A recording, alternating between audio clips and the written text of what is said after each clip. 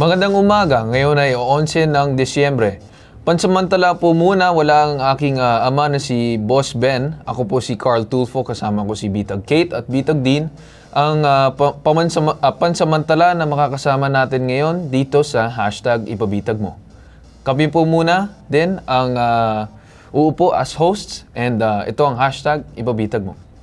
Bago natin ipresenta at imbestigahan ang mga sumbong ngayong araw, nais muna nating pasalamatan ang ating mga public service sponsors at partners. So, sino-sino sila? Kilalanin natin. Katuwang ang Hotel Sogo sa serbisyong publiko, hatid ng hashtag Ipabitag Mo para sa ating mga kababayan. Libre, malinis at ligtas na accommodation ang hatid ng Hotel Sogo para sa mga nagrereklamo sa Bitag Action Center na hindi agarang makauwi sa kanilang mga probinsya. Maraming salamat, Hotel Sogo. So clean, so good. Nagpapasalamat ang hashtag Ipabitag Mo sa Max Mango, libreng refreshments at shakes para sa mga nagrereklamo sa Bitag Action Center. Salamat kay Miss Giselle Quiñones sa pagsuporta sa advokasya ng hashtag Ipabitag Mo. Max Mango, your perfect thirst quencher.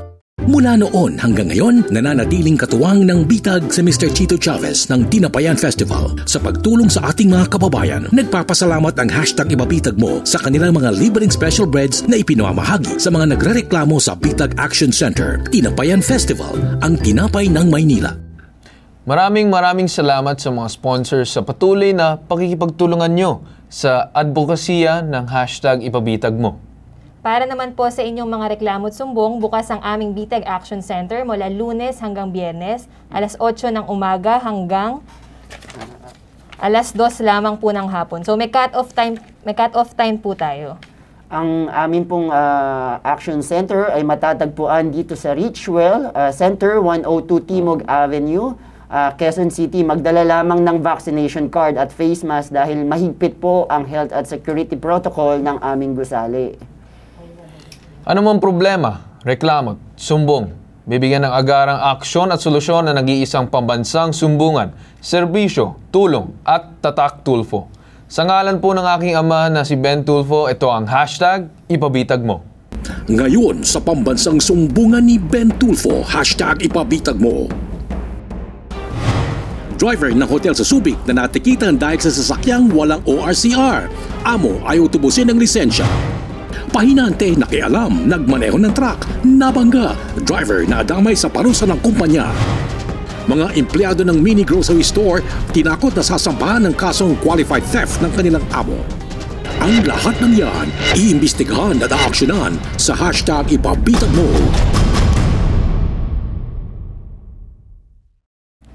Mula Olonga po ay dumulog sa hashtag Ipabitag Mo ang company driver na si Angelo Banate.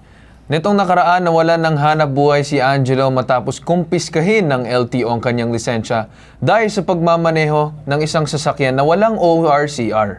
Inaasahan daw ni Angelo tutulungan siya ng resort kung saan siya nagtatrabaho. Ngunit, halos isang buwan makalipas ang kanyang record sa LTO, hindi pa rin daw naayos. Detalye ng kanyang sumbong, panoorin. Ako po si Angelo Banate, nakatira po sa Subic, Zambales. At ako po ay isang driver ng Suzuki Beach Hotel sa Barrio Barito, Olongapo. At ang nangyari po ay nahuli po ako ng LTO noong November 23 sa kadahilanan po na expire po yung rehistro ng sasakyan. And then noong 24, nirenew po nila yung rehistro ng sasakyan. Tapos po yung lisensya ko, iniwanan po nila sa LTO. So kahapon po, November 28, pinuntahan ko po yung lisensya ko sa LTO para tanungin kung magkano po yung penalty. Nalaman ko po doon na 12,000 pala yung nagiging penalty. So ang ano po sa akin ng company, wala po silang response kung anong gagawin ko po sa lisensya ko. At wala pa akong kakayanan para matubos po yan. Kaya lumapit pa ako rito sa kay Sir Bintol po para mapanagot po yung amo ko. Ang sumbong, iimbestigahan at aaksyonan sa hashtag Ipabitag Mo. Ayan, kasalukuyan pong nasa Subic ang nagrereklamong si Angelo. Wala po siya ngayon sa ating studio, pero makakausap mo natin siya sa kabilang linya. Angelo, magandang araw sa'yo. Magandang umaga rin po, Ayan. Narinig mo kami na maayos, Angelo? Opo, ma'am. Okay, sige. Standby ka muna ha, kakausapin ka namin mamaya. Okay, siguro bago natin interviewin no, si Angelo, siguro sabihin ko muna yung ilang detalye para maintindihan ng ating mga viewers. No? So November 23, sa isang Oplansita ng LTO ay nahuli si Angelo dahil hindi nakarehistro ang minamaneho niyang L300 unit. Nakuha ang kanyang lisensya dahil sa violation na failure to carry ORCR while driving. Ayon kay Angelo, agad inayos ng company ang pagrerehistro ng sasakyan na kanyang minamaneho, ngunit hindi raw tinubos ng company ang lisensya niya. November 28, personal na pumunta sa LTO Olongapo si Angelo upang makiusap na makuha ang kanyang lisensya dahil hindi daw siya makapag-apply ng trabaho. So, pinagbigyan ng LTO si Angelo, ibinigay sa kanya ang kanyang lisensya, ngunit kailangan munang mabayaran ang 12,000 pesos na multa para mawala sa record ng LTO ang kanyang violation. Okay. So, yun ang kanyang problema, Sir Carl, no? Ngayon naman, Angelo, si Carl Tulfo naman ito sa hashtag Ipabitag mo. Naka-ere tayo sa IBC TV 13 and CLTV 36. Gaano ka na katagal na driver dito sa kampanya na ito? Bali, 5 months na po mamahigit. Sir, 5 months po. Okay, so 5 months ka na. And then, saan itong lugar ulit? Anong company? Samar Street po, Barangay Barito, Olongapo City po. Okay. So, kwento mo nga kung paano nangyari yung paghuli sa'yo ng LTO. Anong naging usapan nyo kung bakit ka daw hinuli? Ano daw yung in-explain sa'yo kung bakit ka daw nagkaroon ng violation? Okay, ang sabi po sa akin ng HR po, ay mayroon din daw po ako kapabayaan doon sa nangyari. No. Yung sa LTO muna, boss, bago doon sa HR. LTO muna. Ayun sa LTO po? Oo, sa LTO. Ayun nga po, pinunta namin po ng 28 ng umaga para tubusin po yung lisensya ko dahil ayaw nga panagutan ng may-ari ng amo ko yung lisensya ko po. So nung nakuusap po namin yung LTO, ang penalty po ng lisensya ko is 12,000. Eh sa akala ko po 4,000 lang, kakayanin ko naman po tutubusin sana. Kaya lang, hindi talaga pumayag yung LTO. So ang ginawa ko po, tinawagan po yung opisina po, para tungkol nga doon sa lisensya ko. Ngayon, ang sagot ko sa akin ng HR, may kapabayaan daw. Talaga pinipilit mo nila na mayroon ba daw talaga akong kapabayaan. May kapabayaan daw, sabi ng HR. Pero ano ang ginawa ninyo para masabihan yung company na pasok ng ORCR? Yun nga po, nangyari po yun, buwan ng July, in-inform na po namin sa amo po namin na yung registro po ng sasakyan talagang expire na po. So yung sagot niya po sa amin nung time na yun, nung buwan ng July, tag-ulan po yun eh. Na nangyari po yun, sabi niya, hanapin niyo po yung yung papel ng sasakyan. So yun po, tuloy-tuloy naman po yung pagtatrabaho namin hanggang sa nakalimutan niya po siguro. Tapos binanggit namin po ulit, siguro mga after 2 weeks pa ulit. Nasabi niya na na daw sa opisina na. So tiwala naman po kami doon dahil nga siyempre inano niya doon sa opisina. Ngayon ang nangyari po, talagang sinisisi sa akin ng opisina ng mga admin na may kapabayaan daw talaga ako doon sa. Okay, Angelo, bakit daw hindi binayaran ng company yung violation na sinasabi dahil doon sa ORCR? Yun nga po siguro, yung sinasabi nila na may kapabayaan daw po ako at saka yung nangyari na po yun, talagang po hindi ko ibibigay yung lisensya ko dahil nga siyempre nagkakaroon po ng conflict doon. Halimbawa, pag nag-renew po ako sa 2026, hindi na po ako makaka-renew ng 10 years, another 5 years ulit po doon. Kaya hindi ko po binigay yung lisensya ko. Okay, Angelo, sinasabi ng kumpanya mo paulit-ulit na may kapabayaan. Matanong ko lang, kasi ito company vehicle to, di ba? So nangyari yung pagsita sa'yo ng LTO during work hours.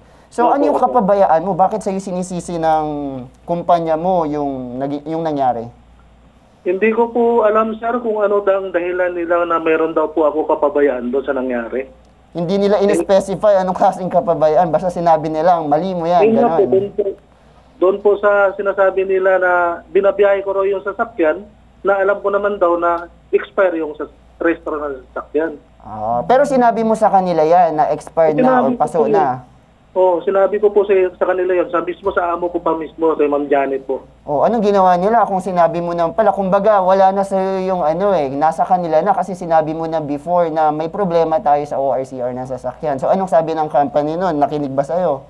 Sabi nila, on process naman daw.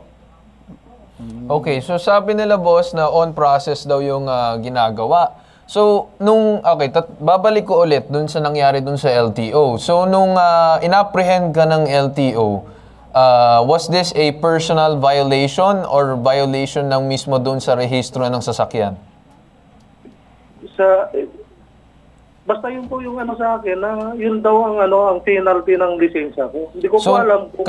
So, nakapag-renew yung sasakyan or yung rehistro ng sasakyan, yung company, doon sa minamaneho mo. Tama? Opo. So, nakapag-renew sila na hindi binayaran yung violation mo kasi separate na violation yon, hindi mismo doon sa sasakyan, correct? Yung binayaran po nila nung 24 sa rehistro po ng sasakyan is 3,000 na po mahigit. Ngayon po yung lisensya ko, nagtaka po ako bakit 12,000 po yung penalty ko. Samantalang ang may problema po yung rehistro ng sasakyan nila. Yung lisensya Okay. Sige na lang, ganito na lang Angelo. Nasa linya ba natin ngayon ng general manager or kung sino man yung sa company? Para malaman natin kung ano ba yung side ng kumpanya, bakit sinisisi dito kay Tsaka nabanggit ni Angelo, 5 buwan pa lang siyang nagdadrive. At July pa lang, nasabi na niya sa manager or kung sino man kung saang resort siya nagtatrabaho, na may problema yung ORCR ng sasakyan na dinadrive niya. So yun yung kailangan nating malaman. Anong ginawa nung resort nung malaman na may problema yung ORCR? Kasi tama ba, Sir Carl, ang violation niya regarding sa ORCR Violation is ORCR, Yes, hindi naman reckless, hindi naman hindi siya sa personal anything. driving niya. Okay. Angelo, pagdating naman dun sa usapan niyo ng company, talagang nakiusap ka ba na baka naman magawa nila ng paraan? Sinabi mo na posible na on their part din na mali sila. Anong sinabi nila tungkol doon? Bago po yun, nahuli pa ako ng umaga, 2:00 po, pauwi na ako. Nakausap ko po yung HR. Yun nga po, pinipilit po talaga niya na ganun daw. Ako daw may kapabayaan doon sa nangyari. Okay, So, pagdating naman dun sa pag-alis mo nung umaga or kung anumang oras yun, nagkaroon ka ba ng official mission slip or anything? Wala po, sir. Pero alam ng company na umalis kayo?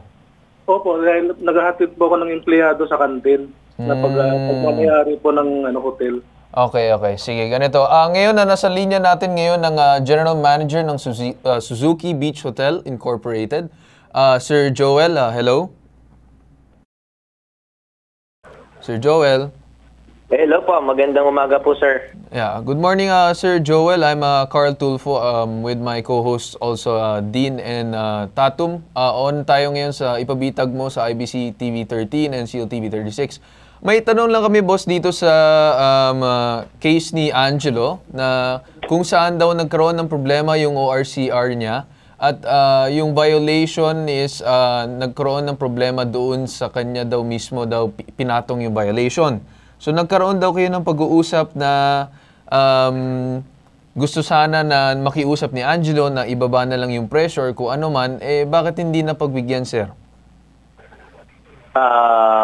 Ayun po, actually, yung regarding po sa case na yan, meron naman po na pag-usapan initial ng aming HR nun at na-discuss sa akin na on the day itself na nahuli po siya, nire-record po siyang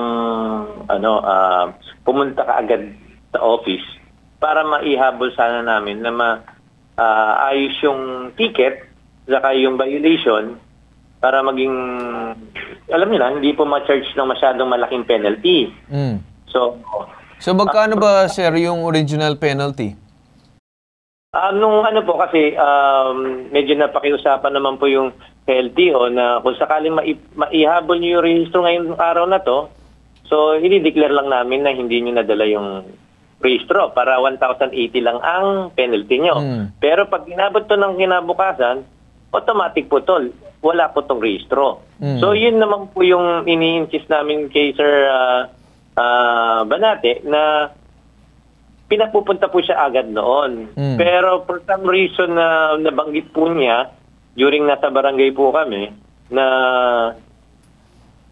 marami daw pong inuutos yung boss namin. Kaya lang, technically po, kasi nga, hindi naman po niya si mabibiyahe yung L3 kung hindi po niya ipa-priority yung ticket. So, that time, inuwi pa pala po yung ticket. So, hindi rin namin, kahit na sana kami na lang po yung nag-asikaso, naihuwi po niya yung ticket. Ngayon, Okay, sir, pero ang tanong ko lang is bakit kinailangan na umabot sa puntong gano'n na mahuli pa, magkaroon pa ng violation bago yung tawag dito, bago magawa ng paraan dapat yung sinasabi niyong violation. Instead of having a violation, it's better to avoid it as well, which is ma-renew. Exactly po. Tama? Opo, tama po kayo. Kaya nga po nung nagkaroon kami ng confrontation po sa may barangay, na nagkaba pala, na nabanggit po nila na last July po, nabanggit na pala niya na expired yung sasakyan, yung rehistro. So tinatanong ko po sa kanya, that time, syempre po, meron minsan human error sa kapwa mga empleyado na nami-miss out nila yung nabanggit na minsan na failed na pala yung rehistro. So from July to itong November, alam pala po niya na expired po yung rehistro. So, ang sa side po na sinasabi ko sa kanya as driver at responsibilidad din po siguro niya na time to time, general check-up ng sasakyan, tingnan ng mga papers, ma'am, ito po, mag-iisang linggo na po kung hindi po tumatakbo po na hindi po rehistro, mahirap po ito, baka pumahul. Wala pong ganong insidente po na nangyari. At nabanggit na rin po naman sa kanya nung kapatid po ng owner na kailangan yung asikasuhin yan.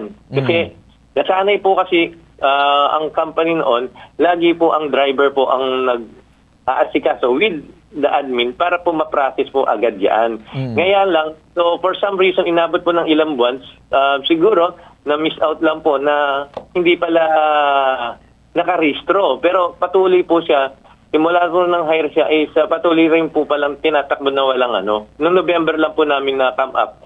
Kaya medyo nagkaroon po ng mga notice. Pero boss, wala ba kayong sariling tao na aside from the driver na nag-aasikaso dapat ng mga papeles, ng mga sasakyan, or kung ano man? Kasi naiintindihan ko kung yung driver mismo is for the actual status of the vehicle itself.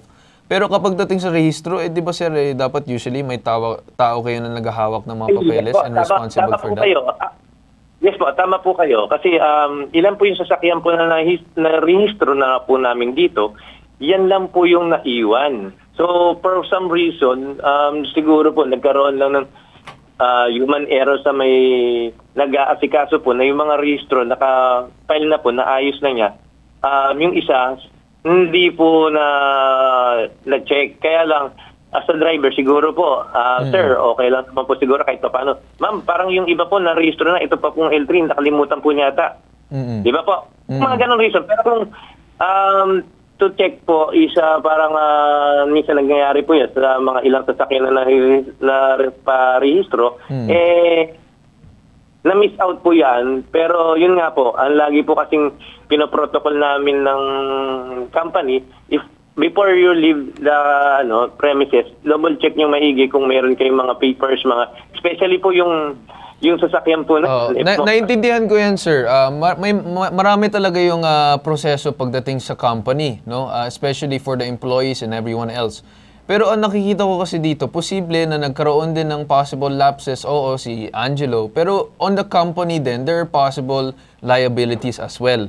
For example, for the registration, hindi na dapat si Angelo yung nag-ano nun. Kasi for example, paano kung sobrang dami ko nang inaasikaso, ang daming iniutos sa akin, ang dami ko nang ginagawa, minsan makakaligtaan ko din yon. That should be taken into consideration as well. So, aside from that, sir, sige, ganito muna. Tatanungin ko muna din si Angelo kung bakit hindi siya pumunta doon sa LTO na dapat sana magagawa na ng paraan na imbis na 1,080 na lang, biglang naging 12,000 kasi hindi nakapunta mismo nung araw na yun. Angelo, nandiyan ka ba? Pero po, sir. Bakit hindi kayo nakapunta? Hindi po, sir. Nung nangyari po yun, nasa trabaho pa po ako. Dahil siyempre, naghahatid po ako ng mga paninda. At saka may basura po kami na hinahapot, dinadala po dyan sa hotel. Pero hindi ba pwede na, di ba mas urgent dapat yun kaysa sa mga inuutos nila? Hindi, wala naman po nila, sir, sa akin ini-inform na tinatawagan nila kung anong dapat kong gawin. Basta yung sa akin lang, sir, ginampanan ko po yung trabaho. Oh, ito yung mismo ng general manager ng company. O mag-usap kayo. Sir Joel, ito si Angelo. May iba daw sinasabi na hindi nyo daw kinausap. Yes, sir. Di ba may kumausap po sa inyo, sir, na hanggat maaari, kailangan nyo pong bumalik sa kanila para makikita po yun. Bumalik ako ng time na yun, kasi siyempre, galing ako sa hotel, galing po ako sa kantin, may dala po akong basura. Dumating ako dyan sa hotel, 11:30. Sandali lang po, sir. Walang kumakausap sa akin na admin or ikaw or sino pa man dyan sa opisina. Nakatambay lang po ako dyan sa may guardhouse. Ngayon, nung dumating yung HR galing ng Olonga po, kinausap po kung anong update sa lisensya ko. Ang sabi ng ganon, pinipilit niya nga na may kapabayaan daw ako doon sa nangyari. Ano kapabayaan ko ron? Driver lang naman ako. Ang dami yung inuutos sila sa amin. Actually, sir, dalawa po kaming driver, palitan po dyan. Schedule ko kasi nung time na yon, nung araw na yon, 5 to 2. Tapos may papalit sa akin ng 1 to 10 din ng gabi, ng hapon. Opo. Sir, pwede naman po ako magsalita para maayos lang po natin, no? Kasi, yun nga, nahuli po kayo, supposed to be, for some reason, kung hindi po kayo available na makabalik that time, di ba po, kung tama po yung nasa isip ko, ito ang gagawin ko as a driver, ito yung ticket ko, iwan ko kasi ang dami pang inuutos sa akin. Kung gusto nyo, kayo na mag-asikaso, tawagan nyo kung anything dyan para ma-proceed yung trabaho, pero yung ticket ko andyan na po. Bakit po kaya umabot hanggang kinabukasan yung ticket na hindi nyo pa po naibigay sa kanya, na sana po na-process tulad ng sinasabi nyo po, naantay nyo, nakita nyo dumating po yung HR, so for some reason po, siguro naiabot nyo na lang po yung ticket para po kahit pa paano, maayos po natin.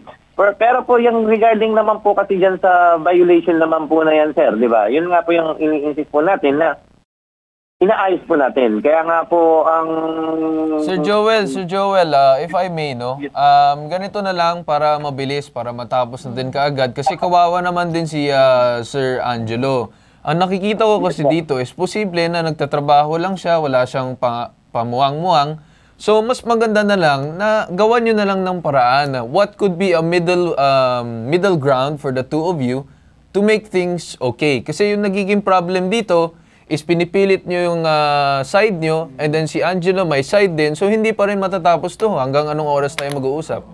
Tsaka ang reality dito, Sir Carl, Sir Joel. Gusto po natin mangyari, sir, if ever. Okay naman po, sige, mag-go kami. Kasi Sir Joel, up until now, parang may record pa rin sa LTO si Angelo. Ilang buwan na po yung nakalipas. Parang bakit po hindi pa rin ba nasa-settle yung record niya sa LTO? Ano pa buong hinihintay? Hinihintay po. Noong November 25 po kasi, tinawagan, may message po siya. Actually, may screenshot naman po si Angelo nung conversation na pinapupunta po siya. Okay. Pero nung pinag-report po siya ng nag-reply lang po siya November 28, ang reply po niya para pa. That time kasi hinahabol nga po natin na maayos po sana yung ticket. Opo. Pero Well, siguro naman, sir, kasi ang side ni Angelo is ganun yung pakiramdam niya kasi wala nag-asikaso sa kanya. Na umabot pa sa punto na yung sasakyan nyo narehistro, pero siya is parang pakiramdam niya ay napabayaan pa rin siya. Napabayaan po, pero may message po siya noong November 25 po at hindi po siya nag-reply until November 28 po. So ibig sabihin, nagme-message po kami sa kanya para mag-reach out po sa kanya, pero November 28, nag-reply po siya para pa. Kailan nangyari yung mismong violation? Ano yung date? November 24 po. 24 and then 25 nag-message kayo. Siguro kasi nung 24 nga is wala nga nang sabi sa kanya nung mismong araw na yun kung anong gagawin. Kaya nga 'di ba nung 24 hindi siya nakapunta mismo. Kaya nung 25 siguro, yun na ngayon nangyari, wala siyang alam kung anong gagawin. Kaya ganun yung reply niya na para pa. So maganda na lang boss, magkaroon na lang kayo ng maayos na usapan. Do something to help this guy. Kasi kawawa naman driver siya, company naman kayo eh. Saka Sir Carl, idagdag ko lang Sir Joel, no? Sir Joel, ito kasi si Angelo, di ba kasi parang sa personal kong nakikita, binibigay nyo sa kanya yung problema eh. Dito tayo sa solusyon Kasi kung sinasabi nyo na si Angelo kasi hindi pumunta agad sa LTO para solusyonan ito, baka pwede natin i-consider na ginagampanan lang naman yung trabaho niya during those waiting days na wala siyang ginagawa umano, no? So baka pwede nating ano na lang sa magandang usapan ito kesa gumagawa tayo ng problema. Baka pwede kasi driver siya ng company, 'di ba? Dapat ang driver isipin din yung kapakanan ng kanilang mga tauhan. Pero sa nakikita ko, parang ipinapataw ng company yung naging problema dito sa pobreng driver eh. Tama. Ito nga po eh. Di ba po? Yung mga some reason na, kasi yan lang po kasi binabroad out po niya. Pero yung mga damage to property na ginawa niya sa sasakyan po, hindi pa po namin sa kanya dinidiscuss. Kaya nga po nagkaroon kami... Boss, ganito na lang. There are many things na pwede pang pag-usapan, pwede pang sabihin, damage to property, whatever it is, kung ano man yun. Ang punto dito is, gawan nyo na lang ng paraan, pag-usapan nyo na lang na maayos. Oo. Kasi Sir Joel, napakataas ng 12,000. Okay, Sir Joel, aside from you, Angelo, willing ka ba makipag-usap doon sa company para magkaayos na kayo? Nakipag-usap na kami, sir, sa kanila sa barangay. Ito nga yung problema. Hindi, ganito na lang, boss. Ginagawa na natin ng paraan, mag-usap na kayong dalawang panig para magkaayos na kayo. Kasi umahaba pa, kwentuhan na lang to eh. Mas maganda na, gawan na natin ng solution, tapusin na natin kaagad. Okay? Sir, ang gusto ko lang po, sir, ibigay nila po yung sahod ko. Yung sahod ko, sir. Hindi pa nila binibigay kasi, sir, eh. Oo. Angelo, unahin natin yung pag-settle muna sa record mo sa LTO, okay? Sige po, ma'am. Sige Para po, ma'am. ano tayo, wag tayo masyadong mag-bring up ng mga iba pang problema or issue. Unahin natin yung sa LTO dahil importante yun. Hindi ka rin naman makakapag-drive kung may record ka sa LTO, tama? Opo, ma'am. Saka Okay. parehas na inamin na may lapses eh. Yung Yes. kumpanya, yung general man, sinabi na rin may lapses na nakaligtaan ng kanilang tauhan, di ba? So may ano rin sila. Okay, ganito na lang. Para matapos na, mag-usap na lang kayong dalawang panig. Sir Joel, willing ba kayong makipag-cooperate with Angelo para matapos na natin to? Actually, sir, to be honest, nakikipag-cooperate po kami sa kanya. Okay, yun naman pala. Okay, let's keep it there. Willing to cooperate naman kayo. Angelo, makipag-usap ka sa kanya. Kung hindi ka makipag-usap sa kanya, then hindi na namin problema yun.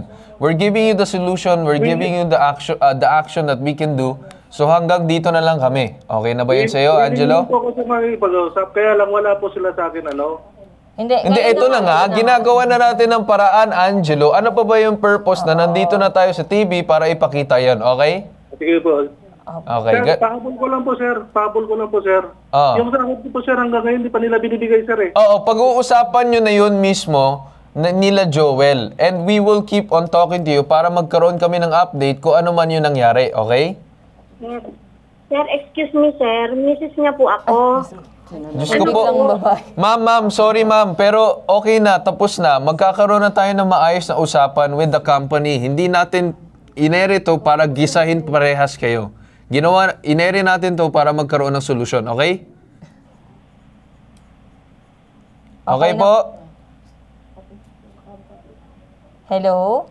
Hello, sir, ma'am. Ayan. Angelo, huwag kang masyadong mag-ano, hindi ka namin papabayaan, okay? Ang amin lang, isang issue muna bago sa pangalawang issue, okay? Sige Ang po, mas sige po. importante ngayon, ipatubos mo na yung lisensya mo sa LTO. Kasi nga, company violation yung ano eh, yung driving without ORCR, okay?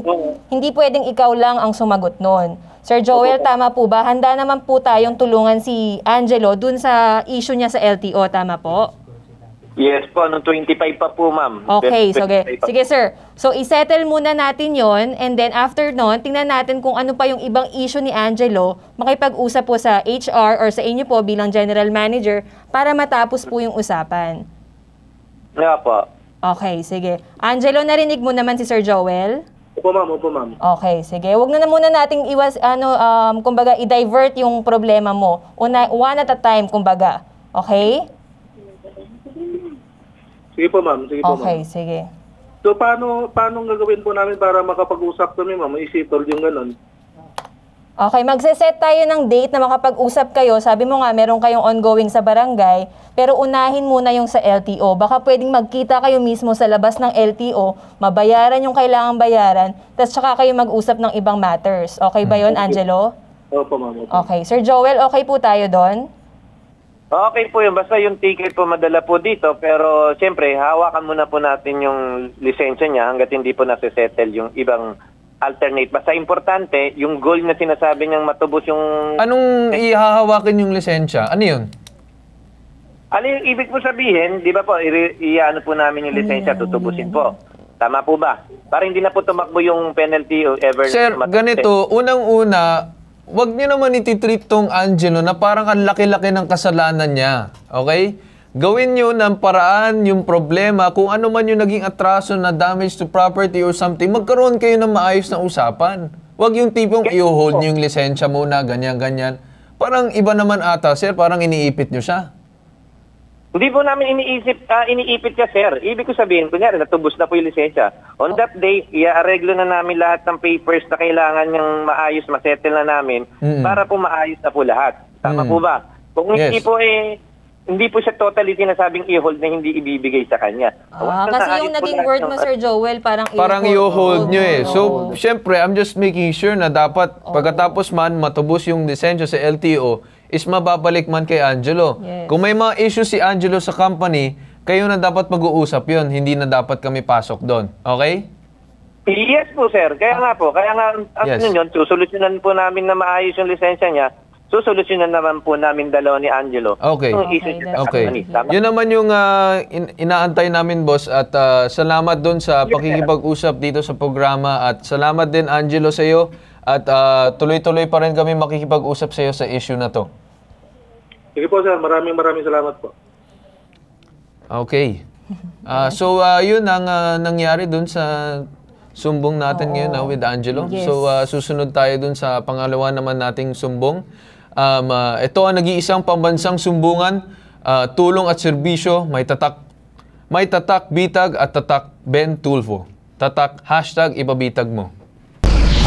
Susunod.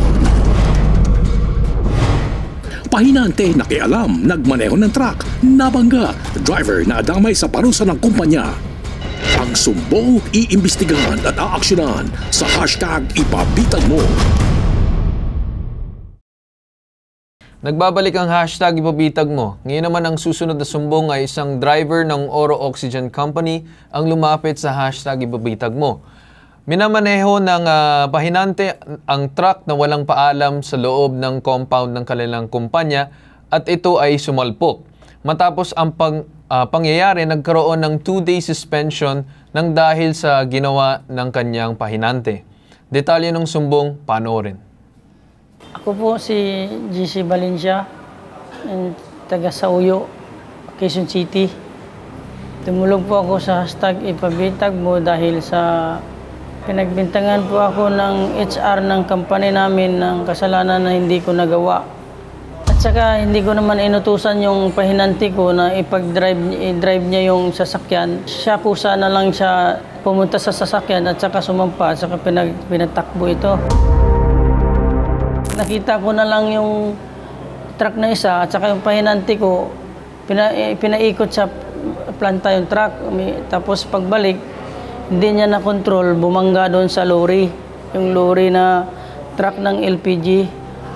Ako, na walang kinalaman sa nangyari, ako pa yung nasuspindi. Tatakot ako na mawala yung incentive ko at saka yung 13-month ko dahil sa error na ginawa ng pahinanti ko. Ang sumbong iimbestigahan at aaksyonan sa #ipabitag mo.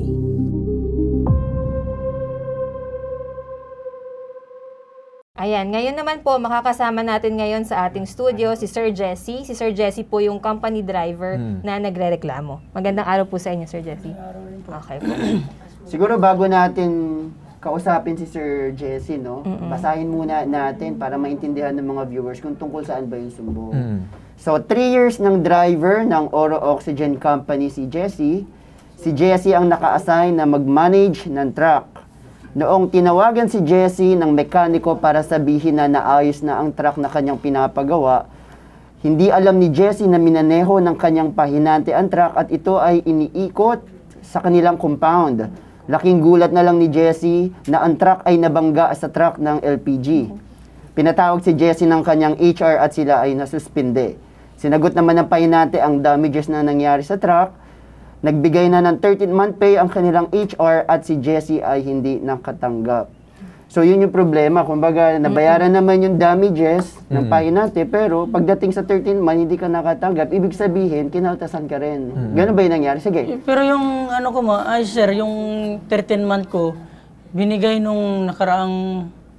Natanggap mo? Oo, natanggap ko. Kaso mayroon kaming bonus kasi na pag birthday yung boss namin, yung si chairman, mayroon din siya pa bonus na... Pero yung bonus siguro is prerogative or sarili desisyon na ng company yun. Opo. Oo. Kumbaga, So, additional lang, yes. kuya. Opo. So, Yung mandated by the law is yung 13th month. Yung 13 month, yung 1/4 na tinatawag, binigay na sa akin nung sige. Kuya Jessie, mapunta muna tayo dun sa mismong aksidente. Gaano katagal na po kayong driver dito sa company na to? Magti 3 years ngayong April. Okay. So, ano po yung tinadrive ninyo? Yung 4 wheels na Isuzu Elf. Okay. Nung nangyari po itong incident ito, ano po bang nangyari? Pwedeng pakikwento? Yung truck kasi na yun, 1 linggo na yun na naka-stack sa motor pool. Motor pool, ibig sabihin, ano yung motor pool? Paggawaan namin ng truck doon kasi may mekaniko. Okay. Kasi nasiraan siya ng cross Saan to? lining. Sa loob mismo ng compound? Sa loob mismo ng planta. Anong planta? Okay. Tapos, nung araw na yun, nung dumating ako ng hapon, ibang truck yung gamit ko. Tinawag ako ng mekaniko na sabi, Bok, punta ka dito, testing namin yung truck. Tapos yung sabi ko, sir, saglit lang kasi i-park ko muna yung Truck dala na kong drive sasakyan mo. ngayong Tapos, bumabas yung pahinanti ko at saka yung OIC, may kasama akong OIC. Tapos, hindi ko naman alam, yung pahinanti ko, dumiretso doon sa truck. Tapos, pinatakbo yung truck. Kasi yung susi, nakaumang lang doon sa truck din. Na sira. Okay. Pero, tapos, nung papunta ako sa mekaniko, nakita ko na lang yung truck, umiikot na sa doon, buong plant na. Tapos, nung bumalik, na igagrahe na sana ng pahinanti ko, di na control, sumalpok doon sa lorry na truck. Yung pahinante mo ba, nagpaalam ba sa'yo? Wala po. So, sino nagbigay ng permiso na gamitin niya yung sasakyan habang nandun sa motor pool niyo? Wala din po. Kasi yung mekaniko, hindi rin niya napansin na sinampahan ng Pero inamin naman lahat ng ng pahinante ko na wala siyang... Okay. Sige, Kuya Jessie. In short, yung bagong gawang truck, nung tinest drive, nung pahinante mo, Opo. nabundol, tama po ba? Yan po ba yung picture bumangga. na yan? Ay, bumangga. Bumangga doon sa lorry. Yung pahinante mo ba, marunong talaga siyang magmaneho ng sasakyan? Marunong naman May siya. lisensya siya? May lisensya ka. Kasi nagmumotor siya pa uwi pag Pero grabe yung aksidente Tingnan natin yung litrato. Asan dyan? Etong puting... Ito yung aming truck. Tapos yung lorry na yan, nakatambayan doon para i-unload yung dala niya doon sa... Kasi planta ng LPG yan dyan. Okay. So, nung pagkatapos na nangyari yung aksidente, ano nangyari dun sa... Anong sabi ng company? Anong sinabi nila? Binigyan kami ng notice to explain. Okay. Ako, tapos yung Pahinante. mekaniko, pahinanti. Tapos in-explain ko rin doon na ganito nangyari, wala ako doon sa Tapos naghintay kami ng ilang araw. Nung lumabas ng ilang araw, meron ako suspension. Tapos tinawagan ko yung HR. Pero tinanong mo ba yung pahinante tsaka yung mekaniko kung anong sinabi nila? Kung talaga bang sinabi nila yung pahinante is nalusutan siya? Ano Ang sabi nga ng mekaniko sa akin, dapat nga ako yung isuspindi kasi 1 linggo mo pa hindi nahawakan yung truck na yun. Ngayon lang dapat. Dapat kasalanan namin dalawa ng pahinante mo at saka yung mekaniko. Sabi ng mekaniko? Oo, sabi ng mekaniko. Bakit ilang suspension days ba yung napataw sa'yo? 2 lang po. 2 araw. Opo. Sa pahinante, ilan? 18 yata. 18 days? Opo. Okay. Tapos sa mekaniko, meron ba? Wala po. Nawarningan lang yung mekaniko namin. So, sige din. Ito yung nakalagay, Sir Carl sa Kate, no? Ang nakalagay daw sa kanyang suspension letter, para maliwanagan din yung iba, ba't kasi nakakapagtaka nga bakit siya naman yung sinusunod. Failure to supervise and account for the company assigned truck. So, yun yung nakalagay sa suspension letter. So, ibig sabihin, sir, parang nagkulang kayo na i-supervise or kumaga tignan yung kalagayan ng truck ninyo kasi sabi nyo, nagulat na lang kayo, biglang inaano na ng pahinante nyo, dinadrive na. So, kayo ba, hindi nyo talaga alam na yung pahinante nyo, gagamitin yung truck ninyo? Nagulat na lang talaga kayo? Opo, nagulat na lang kami kasi malayo rin ako, sir eh. Yung motor pool namin yata, parang ganito at saka yung doon sa CR na yun. Siguro makausap din natin yung pahinante. Alam ko nandito na sa linya eh, no? Tawagin natin ngayon si Leopoldo Condes. Magandang araw, Sir Leopoldo. Hello. Hello. Hello, ma'am. And Sir Leopoldo, naka-on tayo ngayon sa IBC TV 13 and CL TV 36 sa hashtag ipabitag mo. No, itatanong lang naman namin kung ano nangyari, sir. Bakit nagkaroon ng bangga yung truck ni Sir Jesse? Oo. Ano mo lang po, road test ko lang po. Kasi road trip ang sabi mo, ha? Hindi road test. Sir, iba yung road trip sa road test. Uy, ano to? Ano ba talaga, sir? Road test or road trip? Road test po. Road test. Road test. Okay. Okay, so ni-road test nyo yung truck. Nagpaalam ba kayo sa mekaniko ninyo? Hindi po, sir. So aminado kayo na hindi kayo nakapagpaalam sa mekaniko? Apo. Sa driver nyo, sir, nagpaalam po kayo? Hindi rin po. Ang tanong po namin anong naging trip mo at ba't ikaw ang nag-drive nung truck? Ang nireport ko lang po kasi doon, aminado naman po ako na ako may kasalanan. Kasi ako yung nag-drive ng walang paalam sa kanila. Bakit mo kasi drive, sir, nang hindi ka nagpapaalam? Oo nga po yun po, kaya po... Lumapit ka na ba mismo doon sa office nyo or sa admin nyo na ikaw ay nagkamali at dapat dapat yung driver mo yung managot? Anong sabi ng office? Sabi naman po ng office, sabi niya, kung ano mo dyan, magcha-charge ka dyan. 150 po yung i-charge sa akin eh. Hindi, yung tinatanong ko sir, yung dun sa suspension. Di ba sinuspend ang driver na kasama mo ng 2 araw? Parang siya yung nanagot doon sa kasalanan mo. Kinausap mo ba yung admin? Hindi, sinabi ko naman po na wala pong kasalanan dyan yung driver at saka yung... Ano yung sinabi ng office? Ano sinabi ng admin? Sabi niya naman, yun, sagutin mo yung ganito. Sagutin lang yung bangga ng truck. Kaya po, sinabi ko po doon sa report ko po doon sa HR namin na wala pong kasalanan yung po rito, yung driver at saka yung mekaniko. Ako po yung may kasalanan dyan. Yun po yung in-report ko. Leopoldo, balita namin, nagbayad ka na rin dun sa damage, no? So, ibig sabihin nun, hati pa rin kayo ni Jessie? Utang pa rin po sa company namin po. Ako po yung nagpapakaltas sa Opo. Pero ang inilapit mo sa amin, Jessie, 30 month mo, hindi mo natanggap. Dahil parang, yun na nga, doon na, ano ba yung kinakasama mo ng loob? Oo, ba't ka lumapit sa amin? Pinagbintangan lang ako, sir, ng kasalanan na hindi ko nagawa ba.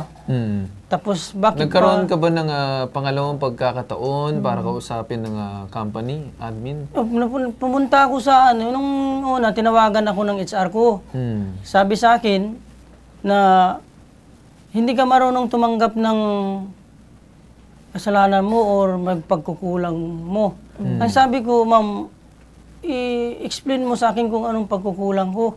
Yun nga ang sabi yung failure to supervise. Nakulang daw ako ng Sabi ko, ma'am, paano ko sabihan yung pahinanti ko kasi nasa malayo ako at saka inaayos ko pa yung pag-park ng sasakyan. Yung pangalawang pag-uusap nyo, ano nangyari? Nagpunta ako sa pumunta ako dun sa office mismo nag-uusap kami ng HR. Harap-harapan kami. Yun pa rin yung inaano sa akin na hindi daw ako marunong tumanggap ng kasalanan ko at saka hindi ako marunong magpakumbaba.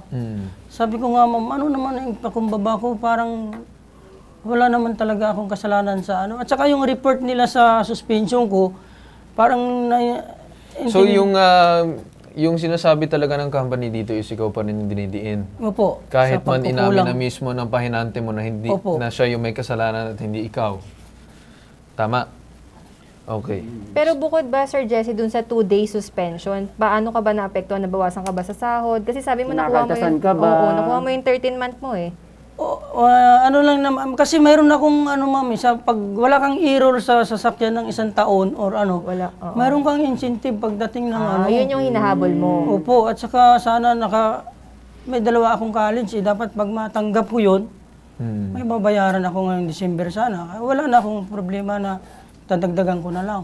So ang gusto mo pa ba bumalik dun sa company niya? Like, pumapasok pa rin ako doon. Currently employed ka pa rin. Opo. Okay. So parang ang gusto nyo nga, malinis lang din yung kanyang pangalan. Kasi ang sinasabi sa ng company mo, hindi ka raw marunong tumangga ng pagkakamali. Opo. Pero ikaw, ang sinasabi mo, wala ka namang kasalanan. So dahil, gusto mo lang malinis yung pangalan mo kasi nga nabahiran dahil dun sa pagkakamali na hindi mo naman ginawa. Opo. Okay. Sige. Matatawagan ba natin yung company? Yung HR, magandang makausap Contacting natin dito. pa ba yung HR or ayaw talaga nila sumagot? Pwede nating itry para... Sige nga, itry natin. Baka at least sana marinig din natin yung panig nila. Okay. So, nagkaroon actually ng pagtawag ng ating BITAG staff sa HR ng Oro Oxygen Corporation. Pero ayaw pa rin nila sumagot ng tawag kahit ilang beses namin tinawagan, no? So, ganun na nangyari. So, mukha talaga ayaw nila magsalita tungkol sa issue. Pero, pinagre-report ka naman daw bukas. Tama? Oo, pinareport ako ngayong bukas. Mag-report daw ako sa Makati bukas sa main office. So, ang pwede mo naman gawin is pwede ka naman na pumunta bukas. Apo. So, siguro, Sir Carl, ang ano natin, mabigyan natin ng advice si Jessie kung paano i-handle. Kasi mukhang, Sir Jessie, sa nakikita namin, parang hindi naman sa'yo sinisisi lahat. Kasi tulad niyan, ang pahinante mo 18 days na suspend. Ikaw 2 araw lang. Ang problema mo siguro dito, yung sinasabi nilang failure to supervise. Kasi di ba palaging tandem yan? Pahinante at driver yan palagi talaga. Kumbaga, Kate, yung accountability na sinasabi natin. Kaya ikaw ang sa ilalim mo yung pahinante. Ikaw, di ba, sa'yo inassign yung truck, di ba? Ibig sabihin, ikaw ang bahala dyan. So yung pahinante mo sa kanyang sasakyan, dapat ikaw ang mag-manage. Siguro sa part na yun, sir, doon ka pwedeng mag-explain. Okay po. Sabi nyo nga, hindi pa kayo tinatanggal sa company, nagre-report pa rin kayo. At may 2 po kayong pinag-aaral ng college student. So, pangit naman na mawalan ka ng trabaho.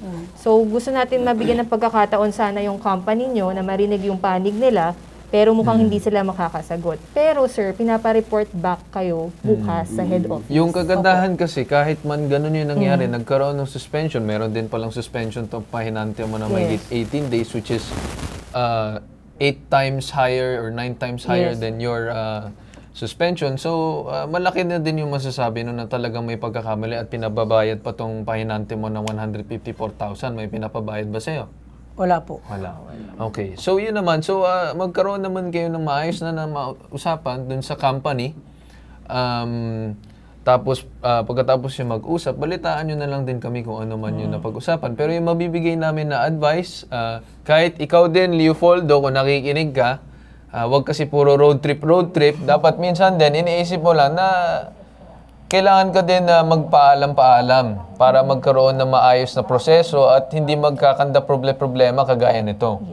No? So, ganun man yung masasabi namin. So, hanggang dito lang yung magagawa namin kasi maganda na kausapin mo kasi kung kagaya nito, tinawagan din ng BITAG staff si Ma'am Belen Nicasio, ang head ng SENA, National Labor Relations Commissions, na ang usapang ganito ay dapat between sa driver at company dahil baka may iba pang napag-usapan ang 2 panig tungkol dito, lalo na sa task na ibinigay sa driver. So, yun lang. I don't think that there would be anything wrong with talking to the company. So, mas maganda kausapin mo yung company, magkaroon kayo ng kaunawaan ba. And then, pwede mo din sabihin kung ano man yung naging advice namin sa'yo dito sa BITAG para magkaroon ng malinaw na usapan kasi mukhang hindi ka naman minamaltrato ng company mo. Saka Sir Carl, dito sa nakikita, ito personal ko, nakikita ko maayos naman yung company. Bakit? Kasi meron silang due process. Nagkaroon sila ng memo, hindi ka nila agad tinanggal, binigyan ka ng suspension. Kasi kung ibang company siguro yan, agad-agad, no, sisibakin ka sa trabaho kasi yung property na magkano, 150,000, napakalaking danyos nun. Pero dito, binigyan ka pa ng pagkakataon na mag-stay sa company. Tsaka mabuti siya, wala siyang babayaran ng 154,000. Yes, diba? Yan yung sabi ko nga. Which is, diba, nagpapaaral ka pa ng anak mo, ganyan. So, mas maganda na, at least ikaw, wala kang aalahanin na gano'n man nakalaki. Kumbaga, may trabaho ka pa rin hanggang ngayon. Yun nga lang, syempre, wala namang may gustong mangyari ng aksidente. Talagang may ano yan. Sa side naman na hindi mo alam yung nangyari, siguro lesson na din ito para sa iyo at doon man kasi siguro gusto ka turuan ng company na maging responsible sa mga tao mo na nakakasama mo. Kagaya doon sa pahinante mo. Siyempre, kung ako man ay isang leader, I need to be in control of my people. Kung may mangyari man doon sa tao na yun, talaga mananagot ako. Pero siyempre, yung kabuuhan ng pananagutan ay sa kanya. Pero kahit papaano, may responsibilidad pa rin ako. Diba? Ika nga sabi ni Spider-Man, with great power comes with great responsibility. Ito naman kasi pahinante mo, mukhang may ata sa kamay na Ilang taon ka ba, Leopoldo? Andiyan ka pa ba? Kasi mukhang... Leopoldo, nandiyan ka pa? Dahil sa'yo, walang incentive si Jessie. Nag-road trip. Makati-kati ata kasi nitong puwet nito, hindi mo maintindihan eh. Pero yun naman yung masasabi. Kung mag-usap kayo lagi ng pahinante mo, magkaroon kayo ng maayos na usapan, dapat check mo din siya from time to time. Hindi ka namin sinasabi na ikaw yung mali dito. No. Talagang yung pahinante mo yung mali. Talagang loko-loko yung ginawa niya, talagang binangga yung truck. Pero ang sinasabi lang natin, para maiwasan ba na magkaroon ng problema ulit dun sa pahinante na kasamahan mo, mas magkaroon ng maayos na respeto at pag-uusap between sa inyong dalawa. Again, hindi namin ikaw tinuturuan na ikaw mali. Tinuturuan ka lang namin na para maiwasan ulit yung ganitong sitwasyon at ikaw may masuspend or kung ano man yung mangyari. Yun yung masasabi namin. No? So, next time, alam mo na sir, di ba, sabi dun sa suspension mo, failure to supervise. So, sa susunod, at least maiwasan mo na, titignan mo na palagi yung tao mo na baka mamaya itakas na naman yung sasakyan. At least you learn from this experience or this incident. Pero wag ka mag-alala, Sir Jessie. Ako mismo, tatawag kami dun sa HR nyo para matulungan ka mag-explain sa kanila. At malay mo, maging rin naman sila, since magpapasko, Sir Carl, maibigay sana sa'yo yung incentive. Huwag ka mag-alala. Para man magawa natin ng paraan at may mabibigay ka na magandang mga regalo para sa inyong mga anak or kung ano man yung mangyayari doon. Try natin kausapin yung company. Hayaan ko na si Bitag Kate para kausapin. And babalitaan ka namin kung ano yung magiging usapan between sa atin at dun sa company mo. Okay? Okay na ba yun sa'yo? May gusto pa kayong sabihin? Yung company ko, sir, wala naman problema eh. Ayan. Yun naman Oo, gusto natin i-clear din. Magpalakas ka sa company mo. Hindi ko lang lubos na isip na kung bakit na yun yung ginawa sa akin ng HR ba. Well, siguro gusto lang nila na yung accountability siguro sa kanila, seryoso. Yung in-explain namin, sinasabi namin sa iyo kanina. Na hindi lang siya naging kasalanan ng isa, medyo may kasalanan ka, pero konti lang kasi nga 2 days lang suspension mo eh. And again, mas mataas ka doon and siya ay under sa iyo, kaya ikaw yung parang binibigyan ng responsibilidad para next time maiwasan yung ganun kasi malaking kawawalan din sa company na mabangga ang truck, gagastos pa sila. Okay? Kami bahala sa'yo, sir. Huwag ka mag-alala, ha? Tatawagan namin yung company nyo, ha? Okay? Okay. Ayun lang. Okay na. Okay. Ito ang nag-iisang pambansang sumbungan, tulong at serbisyo, may tatak. Tatak Bitag, #ibabitag mo. Speaking of public service, nasa Mandaluyong ngayon ang team ng Bitag para saksihan ang pamamahagi ng 200 na ambulance ng PCSO para sa mga qualified beneficiaries ng iba't ibang local government unit sa bansa. Malaking bagay ang mga ambulansya lalo na kapag mayroong mga emergency sa mga malalayong barangay o bayan. Dahil dyan, mga kasama natin ngayon live via phone patch si Bitag Casey para idetalyo ang buong pangyayari sa event. Bitag Hi, Casey? good morning. Yes, good morning, Sir Carl, and good morning din kay Bitag Kate and kay Bitag Dean. So, katatapos nga lang po ng Patient Transport Vehicle Turnover ng PCSO dito sa Wakwak Golf and Country Club. So, ang beneficiary nito is 26 na municipalities ito, all over, ito. So, sa ngayon sa Luzon pa lang itong nakikita natin.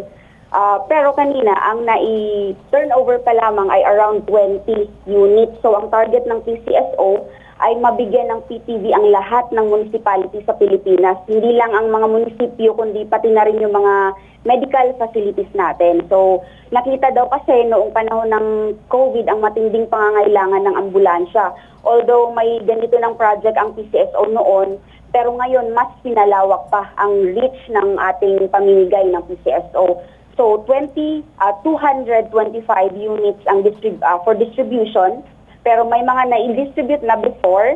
So sa ngayon ay 150 units na lang ang target na ma-distribute hanggang December 18. So sa kanina, may around 20 na na-distribute sa mga municipalities. So tinanggap ito ng mga mayors na nandoon din kasama si GM Robles ng PCSO.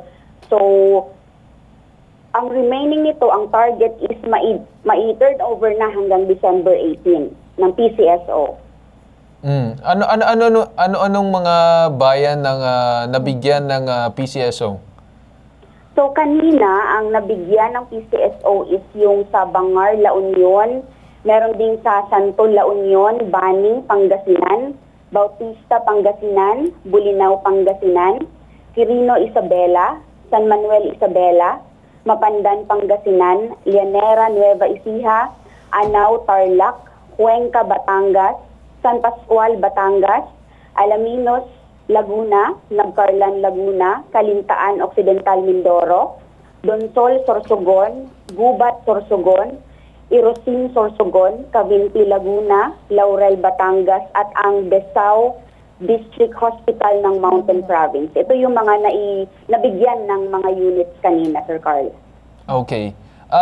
Baka gusto lang natin iulit-ulit. Ano yung target date ng PCSO para mapamahagi lahat ng mga ambulances? So lahat ito, ang target ng PCSO ay mai-distribute or mai-turn over hanggang December 18. Lahat itong 200 units?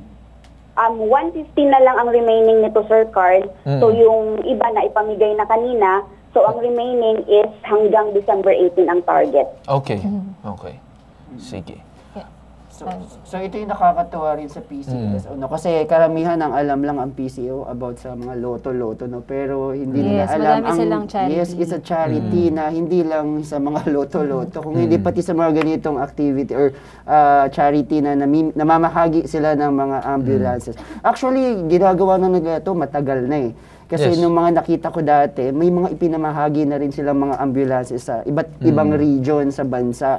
Particularly yung mga lugar na kung saan mahirap mapunta. Yung mga hospital, di ba? Siyempre, yung mga pagamutan na hindi gaano napupuntahan. So, kailangan talaga natin ng service vehicle para at least yung mga pasyente, safe silang makakapunta. Well, nandun naman sa pangalan ng PCSO. So, it's within the name itself na charity. So, talagang nagbibigay sila para sa mga tao na nahihirapan or kung ano man.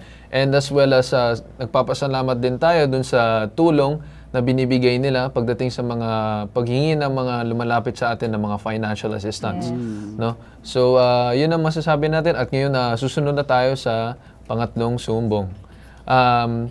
Ngayon naman, 3 tauhan ng isang mini grocery store sa Parañaque City ang lumapit sa hashtag ipabitag mo. Ito ay matapos silang pagbantaan ng kanilang amo na sampahan daw sila nito ng kasong qualified theft. Ang dahilan, nagkaroon daw kasi ng shortage na 38,000 pesos ang kanilang tindahan sa sinasagawang inventory kumakailangan. Detalye ng sumbong panoorin.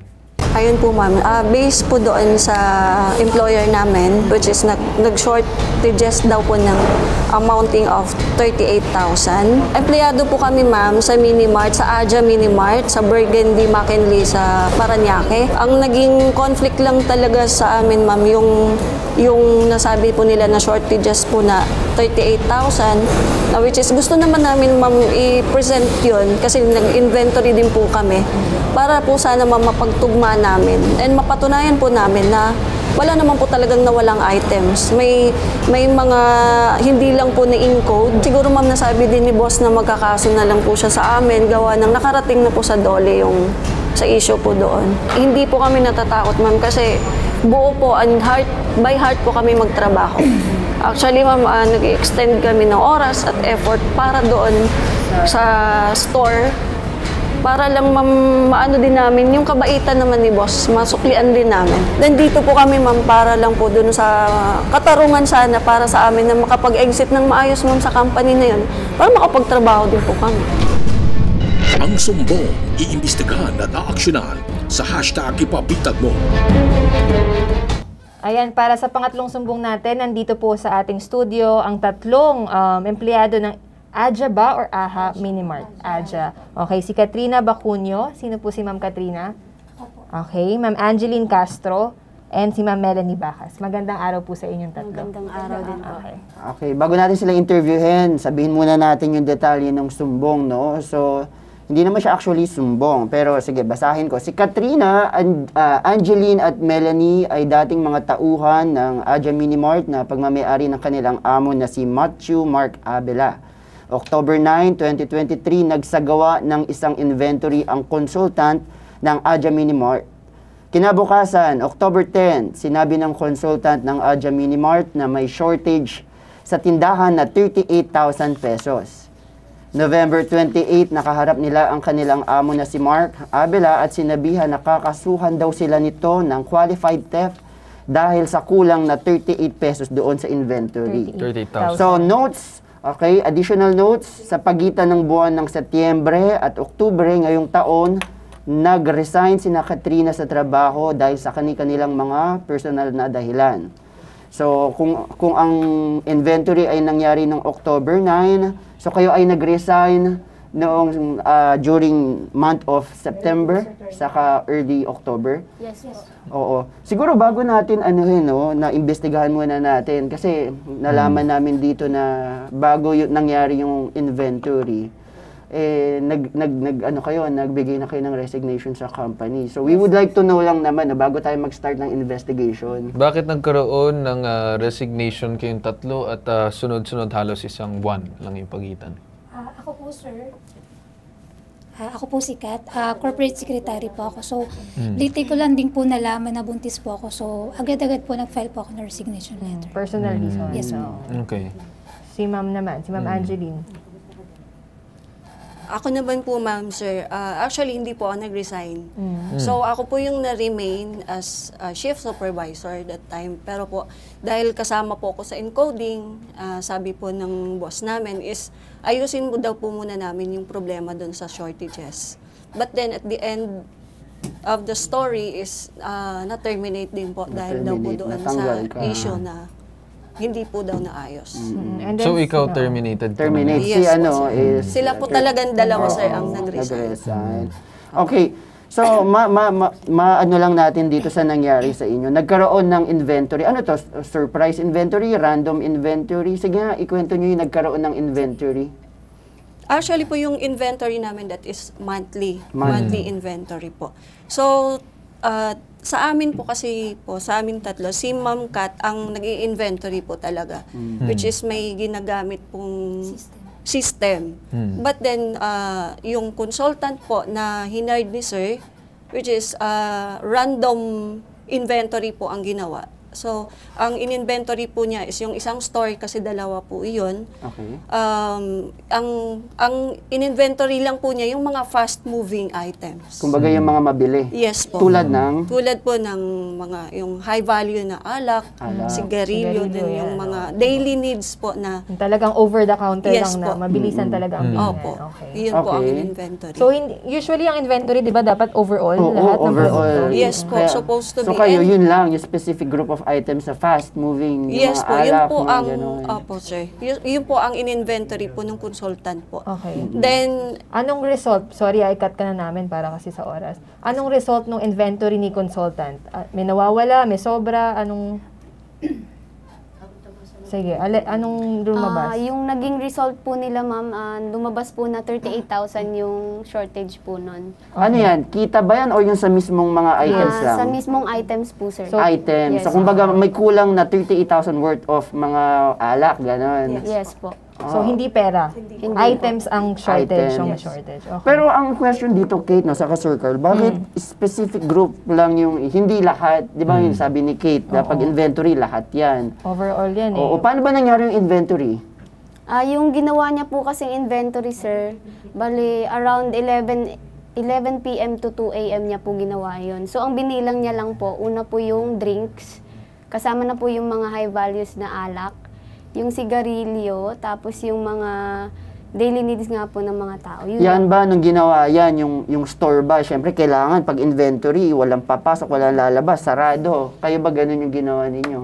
Ginawa niya po yun na naka-operate po yung ano, sir, yung store na po. So during nag-ooperate ang store, nag-i-inventory Yes rin. po. So kumbaga sa inyo, ang palagay ninyo, since labas-pasok nga kasi yung mga items, kaya nagkakaroon siguro ng ano. Yes oo. po. So, in short ba, tinatanggap niyo yung result ng inventory na yun? Or anong sa tingin niyo? Actually, ma'am, hindi po namin tinatanggap yun, ma'am. Kasi binigyan nila po kami ng ano ng chance kung i-resolve ba namin yung shortage na yun. Kasi kaya naman po namin, kasama naman po namin si Ma'am Kat na marunong din po Pero kung mag-resolve. matanong ko lang sa kanya, di ba ikaw yung naiwan, hindi ka nag-resign and you were terminated. Bakit hindi na-resolve yung problem kung kayo mismo may mga patunay na sinasabi ninyo na hindi talaga nag-shortage ng 38,000? yes po sir. So regarding po doon, kasi sir, after po namin mag-inventory, supposed to be, itatali po namin doon sa result ng inventory po ng consultant. But, parang cross-check? Yes po. Okay. Pero hindi na po kami binigyan ng chance nung employer namin, which is ang sabi po niya, wasting time din, hindi na rin daw mariresolve. So, doon po, nakat po yung So, hindi na we are nagpakita willing to ng prove. hindi na nag-open ng kanyang mind para tignan yung sa inyo, kaya nagkaroon Kumbaga, ng sir, Yes po, pinanindigan ni owner yung inventory ni consultant, which is may shortage nga. Yes. O paano naman napunta yung sa kakasuhan daw kayo? Tama ba yun? Anong issue dun sa kakasuhan kayo? Actually, ma'am, after po namin na nalaman nga po namin na parang wala po silang plano na ibigay po yung hinahabol po namin na sahod, which is nag-render po ako ng 30 days. Okay. Hindi po nila nabigay yung sahod ko from September 16 until October 15. So, yun yung hinahabol mo doon sa Yes Dole. po, sir. And then, ano nangyari doon sa hearing nyo sa Dole? Actually, sir, sa first hearing, hindi po siya umattend. Pero the day before that, pumunta po siya ng Dole at nag-abiso po siya ron na hindi daw po siya maka-attend ng hearing. So, the next hearing po namin was 28. Pero nag-request po siya ng Zoom hearing. Okay. Okay, tapos yung nangyari doon sa Zoom hearing, anong sinabi ng amo? Sabi po sa amin nung employer po namin na tinatanong na po siya ng arbiter namin kung ano po yung plano niya. Kung makikipag-settlement daw po siya, pero ayaw niya po sumagot. Kaya itataas lang daw po kami sa NLRC at sasampahan nga daw po kami ng Qualified theft. Yes. Okay, ganito. So, nangyari man na tinawagan ng Bitag staff ang may-ari ng Aja Mart, Mini Mart na si Matthew Mark Abelyang. Subalit hindi ito sumagot sa lahat ng aming ipinadalang mensahe at tawag. Ngayon pa man, nandito sa linya natin ngayon si Attorney Batas. Good morning, Attorney Batas. Good morning po. Magandang umaga po. Nadidinig niyo po ba ako? Yes po. Alright. Maraming salamat po. At kinailangan ko po tanungin yun sapagkat ako'y tumatakbo sa aking sasakyan at naka-monitor po ako dito sa aking sasakyan dito sa nagaganap sa akin. Yeah, katulad niyan. O sige. Waze, sandali lang ha. Waze. Sige po, Attorney. Sige lang po, Attorney. Medyo masaya po kasi magulo tong si Waze eh. But anyway, ganito po kasi yung sitwasyon natin dito. Ito pong kaso ng mga manggagawa laban dun sa employer, sino man siya. At ito po sa pangkalahatan. Manggagawa, may-ari ng kumpanya, hindi lamang po ito limitado dito po sa pinag-uusapan natin ngayon. Ayon po sa Labor Code of the Philippines, may tungkulin ang mga may-ari ng kumpanya, ang mga opisyal na nagpapatakbo ng kumpanyang ito upang sa ganoon, magkakaroon po ng may tungkulin po sila na magbayad ng mga sahod, ng mga allowances, ng mga kung ano-ano pang ibang mga dapat bayaran. Ilalim po ng Labor Code of the Philippines sa kasalukuyang edisyon, ibig sabihin yung pang kasalukuyan, mga kababayan, mga kasama sa ipabitag mo ni Ben Tulfo, may parusang pagkakakulong po bawat buwan, bawat kinsena na hindi po naibigay ang sahod na husto, tama, eksakto, wasto ng manggagawa. Halimbawa, kung ang bayad ng sahod 15 at 30, kailangan bayaran ng husto. Bayaran ng ayon sa pinakamababang sahod na itinatakda ng mga sinasabing minimum wage laws sa Pilipinas. Pag hindi po nabayaran yan, ibig sabihin, either hindi binayaran o kulang sa itinakda ng batas, krimen na pong itinuturing yan para sa may-ari ng kumpanya, para sa mga opisyalis na nagpapatakbo nito. So yun po yung takbo natin dito. May kasong kriminal, yung pong employer, at alam niya, sapagkat ito naman po nakalagay na sa Labor Code of the Philippines, at hindi na po sikretong nakatago yan. Lahat po ng mga may-ari ng kumpanya, lahat ng kanilang mga opisyalis, nakakaunawa na yan. At kung hindi nila naunawaan, hindi nila alam, sabi po ng ating pong Civil Code of the Philippines, Article 8, ignorance of the law excuses no one from complying with the law. Yun po yung masakit dyan. Correct. Hindi nila alam ang batas, hindi nila naunawaan, hindi na nila itutuparin. May tungkulin po sila magbayad at ito ang problema ng may-ari dito. Kung nagre-reklamo po itong mga manggagawa na sila hindi nabayaran ng wasto, hindi binigay ang kanilang tamang sahod, maaari pong makulong sa bawat sahod na hindi ibinigay yung pong may-ari at mga opisyalis na nagpapatakbo nang hindi bababa ng 3 taon at kahit po ito'y mababa sa 6 na taon pagkakabilanggo, hindi po sila makakapag-probation. So, yan ang isang problema dito pong kumpanya. On the other hand, dito po sa problema naman, sasampahan sila ng kasong qualified theft. Alam po rin nyo, ikikinggan po natin ang kwento nitong mga panauhin sa ipabitag mo ni Ben Tulfo. Kitang-kita po natin ang katotohanan. Una, wala naman pong definitibo, eksakto, espesipiko na nagsasabi kung sino sa mga manggagawa ang kumuha ng item na sinasabing nawala. Bakit po gano'n ang ating nakita? Ang qualified theft, o kahit po ordinaryong pagnanakaw, kailangang maituro, may katibayan at may ebidensya kung sino yung kumuha. Kung sulat ditong nag-inventaryo, hating gabi hanggang madaling araw pa, naku po, paano ka magtuturo niyan? Ano ang iyong ebidensya dyan? Hindi naman lahat ng mga tinatawag mo ngayon or yung tinatakot na magkakaroon ng kaso ng qualified theft ay may tungkuling pangalagaan yung mga items na yan. Yun po yung sitwasyon natin. At kahit na may tungkulin sila mga laga sa items, ang importante po dyan, may nakakita bang sila ang kumuha? Sa kwento pong nadidinig ng ipabitag mo ni Ben Tulfo ngayong umagang ito, wala po kung nandito si Ginoong Ben Tulfo, sasabihin niya, bitag ka! Sigurado siya. Opo. Ayun mga ma'am, ang ibig sabihin ni Attorney Batas, kailangan ng matibay na basihan para masampahan kayo ng kaso. Tama. Bago kayo masampahan ng qualified theft na binabanggit. Tama, Attorney Batas? O yun. At dahil dyan, ituloy nyo ang inyong kaso. Yes, tama. Ituloy nyo yung kaso nyo sa Dole. Oo, sa NLRC. Pero magdadagdag po ang panukala. Ang ipabitag mo ni Ben Tulfo, ano po yun? Sampahan din natin ang kasong kriminal, yung nananakot sa inyo, at nang magkaroon din siya ng kasong kriminal na po pwede siyang mabilanggo. Ganun po yun. Yes. So ganun na lang, no? Kagaya ng sabi ni Attorney. Maraming salamat, Attorney Batas. May gusto pa kayong sabihin or huling mensahe? Okay, baka may gusto maraming salamat po. Ayan, maraming salamat, Attorney Batas. Maraming salamat po sa inyo at ang masasabi ko lamang po sa inyo po lahat, ipabitag ninyong lahat kay Ben Tulfo ang inyong mga suliranin dahil dito sa ipabitag mo kay Ben Tulfo, may tugon, merong pang-unawa sa katayuan ng batas. Maraming salamat po at magandang araw sa atin. Maraming salamat, Attorney. Ito po, Attorney. Okay, so nakita mo naman kagaya ng sabi ng attorney na kung ano man yung pinanghawakan nyo man na ebidensya, ganyan-ganyan. Mas maganda na hawakan yun. Pagka mangyari man yun, syempre, wala pa naman na ituturo din sa inyo, di ba? Kung sino. So, mas maganda na kung ano man yung hawak yung ebidensya, siguraduhin nyo nandun sa inyo. Tapos yung kaso dun sa DOLE, ituloy nyo lang.